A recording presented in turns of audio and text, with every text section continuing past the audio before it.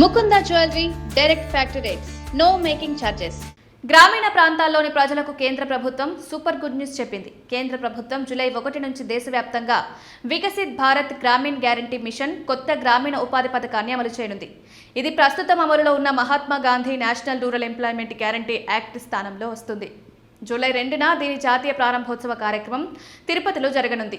ఈ కొత్త పథకం గ్రామీణ ప్రాంతాల్లో ఉపాధి హామీని మరింత బలోపేతం చేస్తూ జీవనోపాధి అవకాశాలను విస్తరించడం, ఆదాయ వనరులను పెంచడం లక్ష్యంగా రూపొందించారు.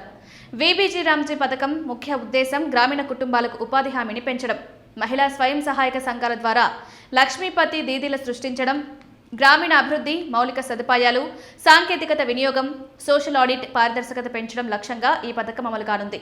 గ్రామీణ ప్రాంతాల్లో పేదరిక నిర్మూలన, నైపుణ్యాభివృద్ధి, స్థిరమైన జీవనోపాధి వంటి లక్ష్యాలను సాధించాలని కేంద్రం భావిస్తోంది. ఇప్పటికే రాష్ట్రాలు తమ అమలు సలహాలను పూర్తి చేసుకోవాలని కేంద్రం సూచించింది. ఈ పథకం అమలులో దేశవ్యాప్తంగా గ్రామీణ ఆర్థిక వ్యవస్థను మరింత బలపడడం సహా వికసిత్ భారత్లో భాగంగా గ్రామీణ ప్రాంతాల అభివృద్ధి సాధ్యమవుతుందని కేంద్రం భావిస్తోంది.